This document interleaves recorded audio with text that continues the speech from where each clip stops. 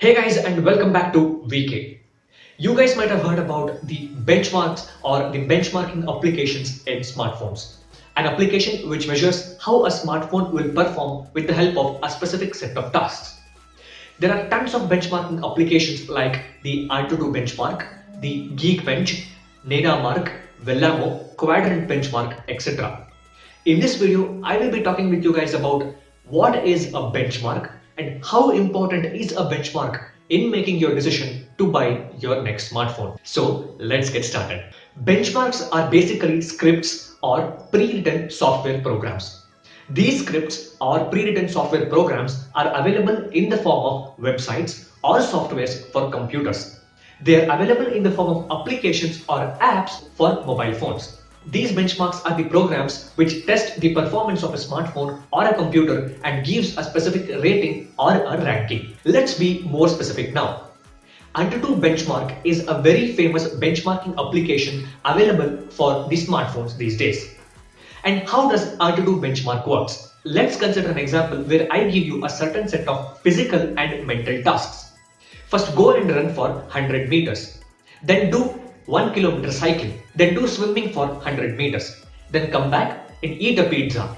After that, do some mathematical calculation. After doing all these tasks, I will give you a rating for each task that you perform and do an average of all these ratings and give you a final performance rating or a ranking. Similarly, the Antutu benchmark measures the performance of a smartphone in different areas like the CPU, GPU, battery, screen, camera, audio, touch, microphone, speakerphone, and many other areas, and it gives a final rating to your smartphone.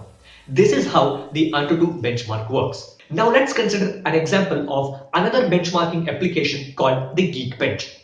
GeekBench is another famous benchmarking application which measures the CPU performance in single core and multi-core. The quicker the CPU completes the GeekBench tests, the higher the GeekBench score. Basically, there are two types of GeekBench scores: single core score and the multi-core score. Single core score indicates how fast the processor completes that particular test using one CPU core.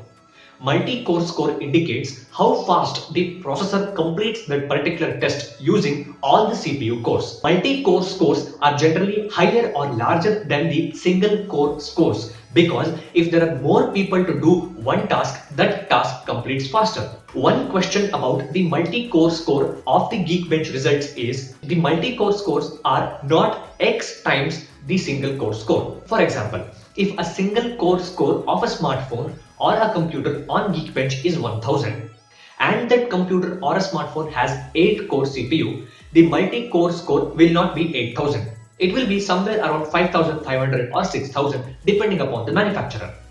What is the reason behind this? The answer to this question is when a phone needs all the 8 CPU cores to operate for an application, the device tends to overheat in that moment.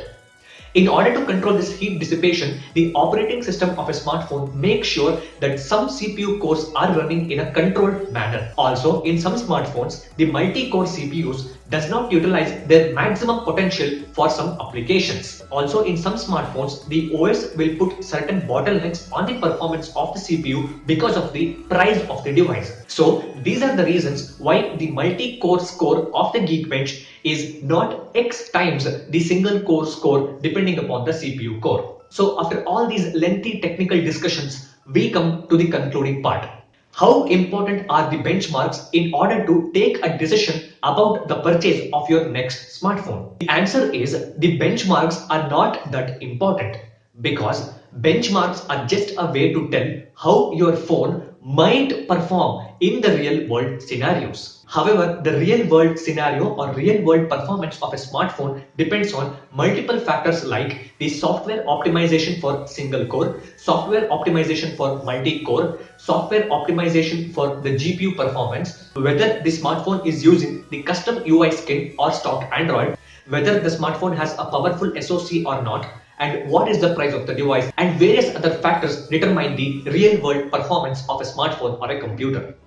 That's it for this video, guys. If you have liked this in-depth technical explanation about benchmarks, kindly like this video, share this video with your friends and subscribe to our channel for more interesting and awesome content ahead. Thank you for watching, guys.